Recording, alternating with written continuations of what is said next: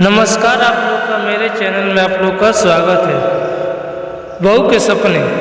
पापा मुझे डॉक्टर बनना है। जब सिमी कहती है तो उसके पापा हंसकर टाल देते हैं। राघव और सिमी भाई बहन थे और दोनों को पढ़ने में बहुत अच्छे थे। उसके माता और पिता मेडिकल क्लास थे और उसके पास बहुत ही नियमित साधन और पैसे थे, तो वह चाहते थे कि राघव अपनी पढ़ाई पर ध्यान दे। सोनी भी मेडिकल की तैयारी कर रही थी और राघव की किस्मत इतनी अच्छी थी कि दोनों ही मेडिकल एंट्रेंस में पास हो गई। सब बधाई देने आए और कहने लगे, बधाई हो आपको, आपके दोनों बच्चे की डॉक्टरी की परीक्षा में पास कर गए। अब आपके घर से दो डॉक्टर निकलेंगे। हमारी इतनी हैसियत कहाँ है कि हम दोनों बच्चों को डॉक्टरी पढ़ा सकें। राघव लड़का है तो उसे कैसे भी करके अपना पेट काट कर पढ़ा लेंगे, पर सिमी को तो हम नहीं पढ़ा पाएंगे। उसे साधारण बीए ही करवा कर किसी तरह शादी कर देंगे। गिरीश जी, राघव और सोने के पिता ने बहुत अफसोस करते हुए कहा तो उसकी माँ सुनीता जी ने भी यही कहा कि हम अपने दोनों बच्चों को डॉक्टर नहीं बना पाएंगे।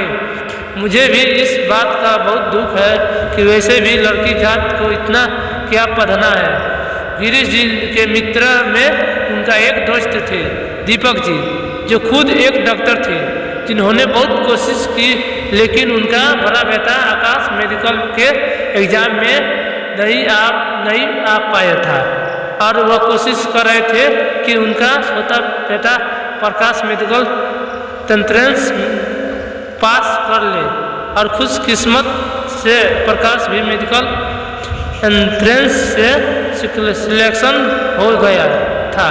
अब बात यह है कि उन्हें यह जानकर बहुत अफसोस हो रहा था कि उनके बेटे की क्लासमेट सिमी इतना मेधावी छात्र होने के बावजूद भी अपनी आगे की पढ़ाई अपनी पसंद के अनुसार नहीं कर पाएगी, बल्कि उसे मजबूरी में बीए करना पड़ेगा। डॉक्टर दीपक ने आगे आकर कहा कि मैं चाहता हूं कि आपकी बेटी सिमी की शादी मेरे बेटे आकाश से हो जाए। वह अभी नौकरी में लगा है और मैं चाहता था कि वह डॉक्टरी पढ़े, लेकिन वह नहीं बन पाया और अब सरकारी नौकरी में लग गया है।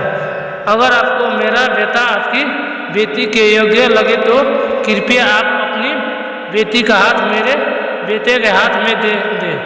हमें आपकी बेटी बहुत पसंद है, इसलिए मैं अपने बड़े बेटे के लिए आपकी बेटी का हाथ मांग रहा हूँ। उसके पापा ने हाँ कह दिया। इसकी बात दीपक जी ने एक और बात कहा और मैं चाहता हूँ कि आकाश और आपकी बेटी एक दो बार मिले और आपकी बेटी का निर्वाह है कि आखिरी निर्वाह होगा। अगर उसे आकाश पसंद है और वह शादी को राजी है तो हम दोनों बच्चों की शादी करवा देंगे। तभी सिमी ने कहा कि मैं अभी शादी नहीं करना चाहती हूँ, भले ही मैं भी एक लड़की हूँ, लेकिन मैं अभी पढ़ाई करना चाहती हूँ। दीपक जी ने आग्रह पर सिमी आकाश से मिली और दोनों ने बहुत ही चीज़ों पर खुलकर बातें की। और आकाश ने जब कहा कि सिमी से पूछा कि तुम अपने कॉलेज की पढ़ाई जारी रख सकती हो, तब कहीं जाकर सिमी राजी हुई। एक बात सिमी को समझ नहीं आ रहा था कि सबको शादी की इतनी जल्दी क्यों थी। उसने यह बात आकाश जी से पूछा, लेकिन उसकी इस बात का किसी ने ध्यान नहीं दिया और सिमी की शादी आकाश से हो गई। शादी के बाद डॉक्टर दीपक ने यह राज खोला कि सिमी बेटा, अब तुम मेडिकल की पढ़ाई पढ़ सकती हो। अभी तुम्हारे बैच का एडमिशन चालू है, तुम्हारी पढ़ाई का खर्चा मैं उठा लूँगा। मैंने जानबूझकर तुम्हारे पिता से तुम्हारा रिश्ता मांगा कि मैं नहीं चाहता था कि तुम अपनी पढ़ाई ना कर पाओ। अब सिमी समझ गई कि सब कोई शादी का इतना जल्दी क्यों था।